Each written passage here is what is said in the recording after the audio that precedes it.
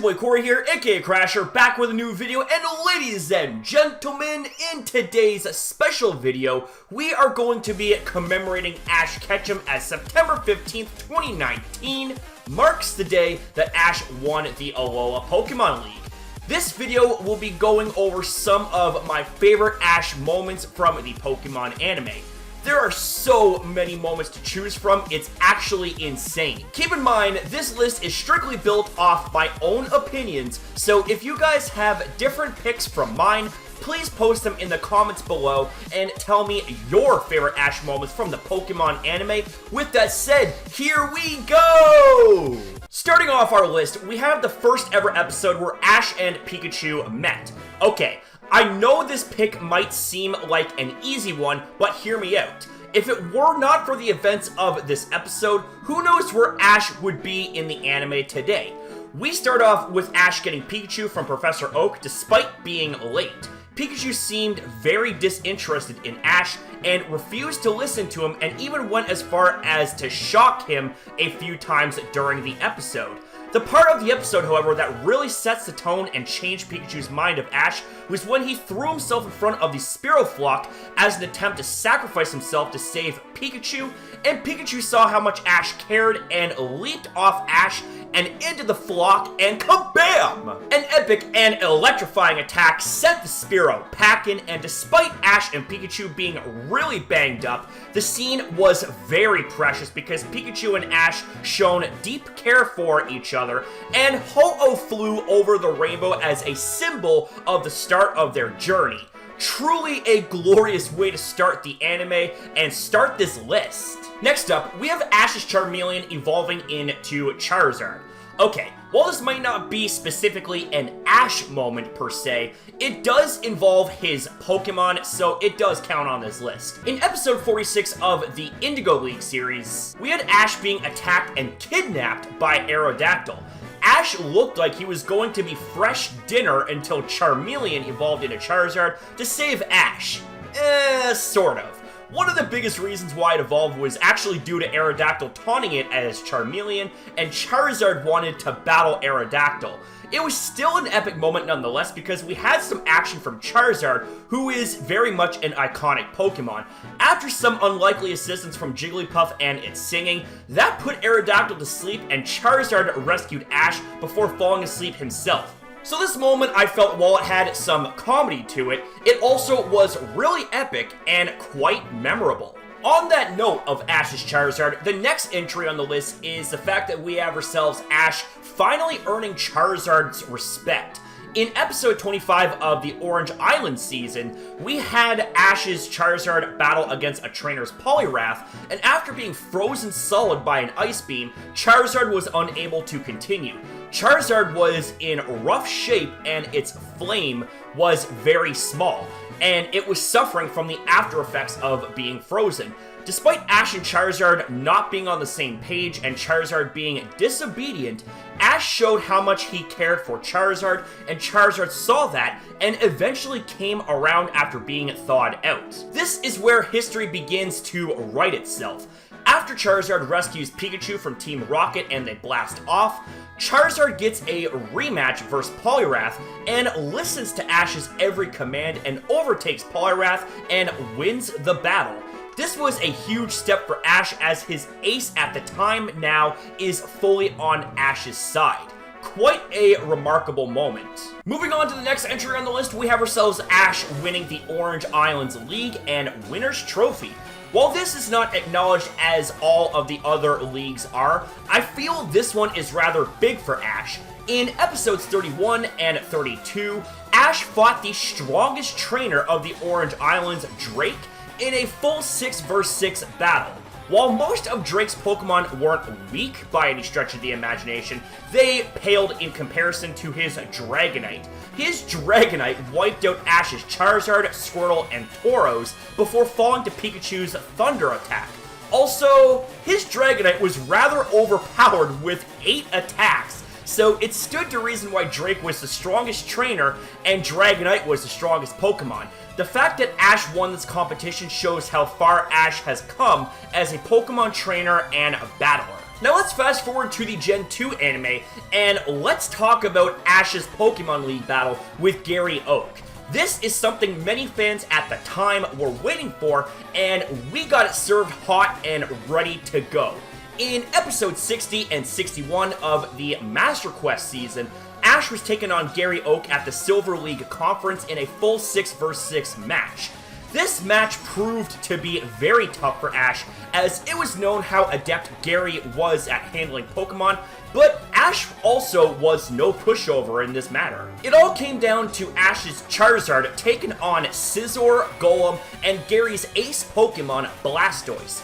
Just when all seemed lost, Ash's creativity kicked in and got Charizard to melt the battlefield with Flamethrower, causing an awkward position for Blastoise. After a tie-up pro wrestling style, Charizard landed a crushing seismic toss despite Blastoise fighting back with its bite attack and got the victory over Blastoise and his rival Gary.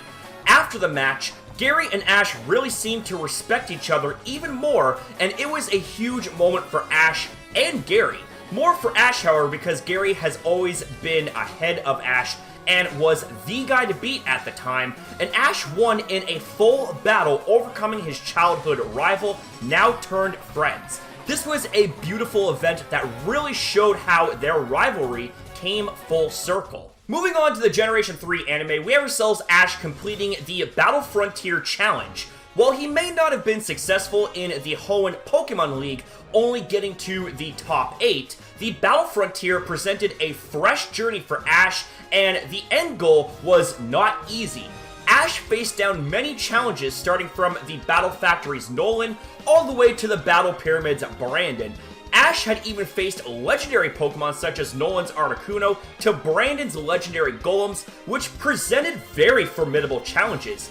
Ash overcame all of the Battle Frontier brains and challenges and collected all 7 of the golden symbols, which was very, very well earned, considering what he had to go through to earn them. Now, while we're still here on Generation 3, something else that personally really stood out to me was the events of episode 46 and 47 of the Battle Frontier season. This featured Ash entering in the Terracotta Festival with May.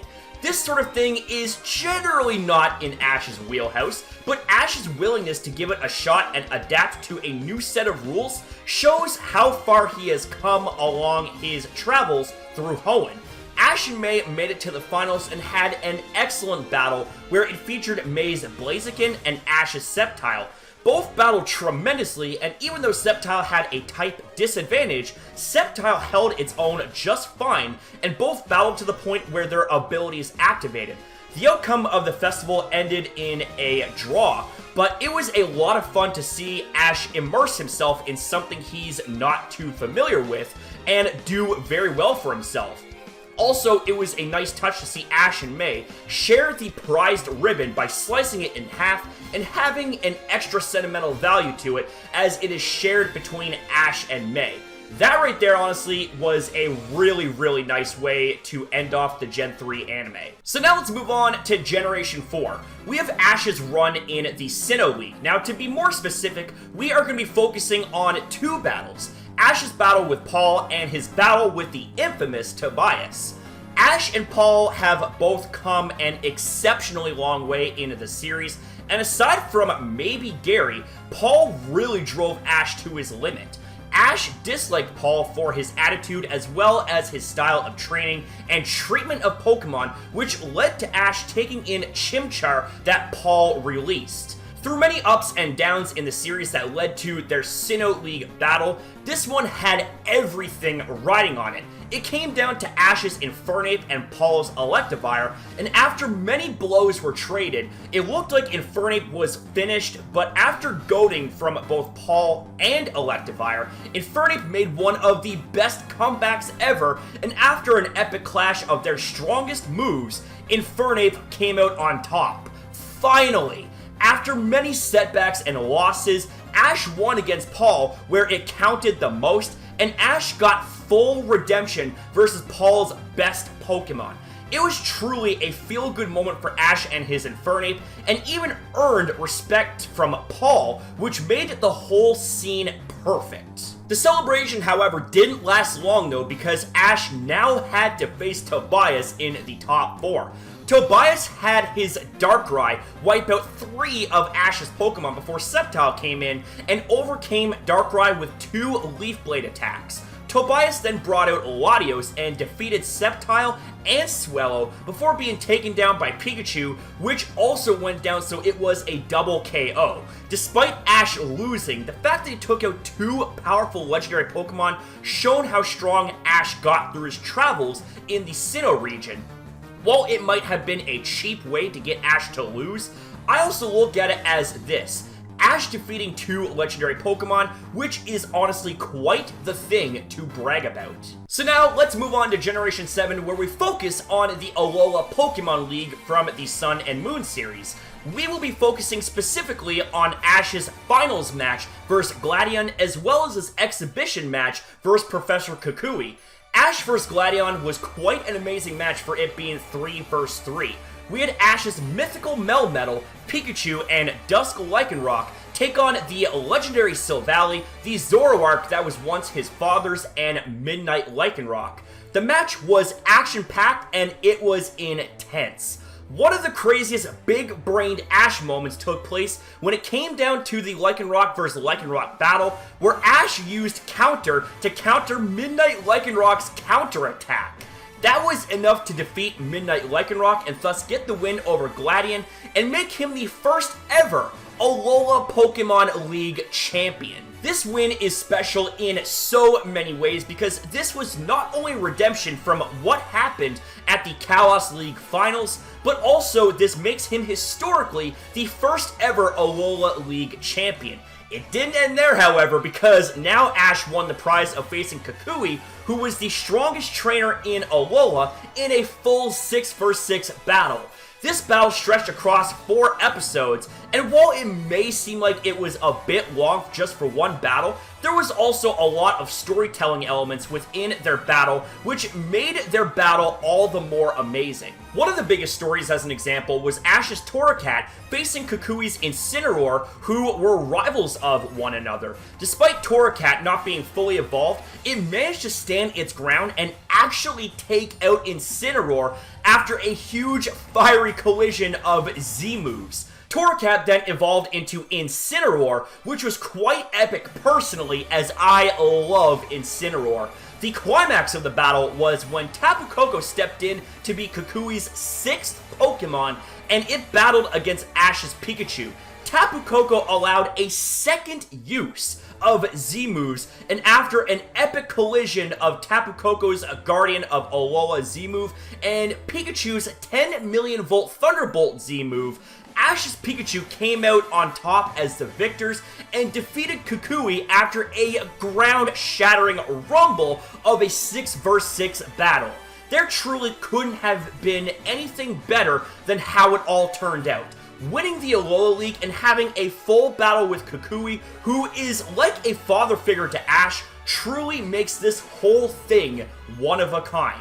Okay, so while I am thinking about doing a top list video for Ash's best moments in Pokemon Journeys once the series concludes, it would honestly be a crime here to not add at least one Ash moment from Pokemon Journeys in this special video.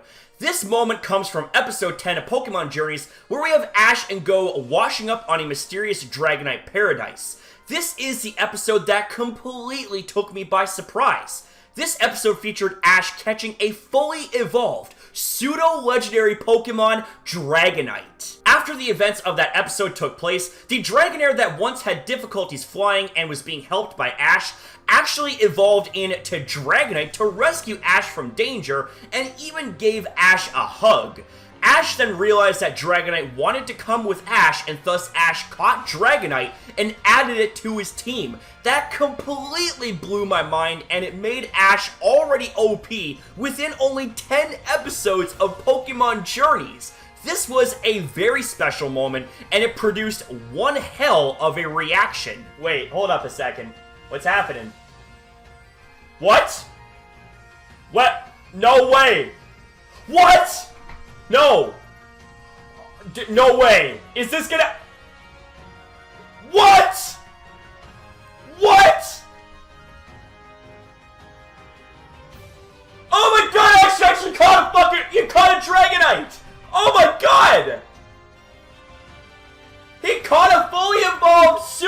legendary! And Wailord's happy about that shit, but oh my god, dude! Are you absolutely kidding me? And they're back at the Sakuragi Labs, showing off them pictures, baby. Wow! Oh my god! But let's keep quiet about this. Wait, what? Hold up.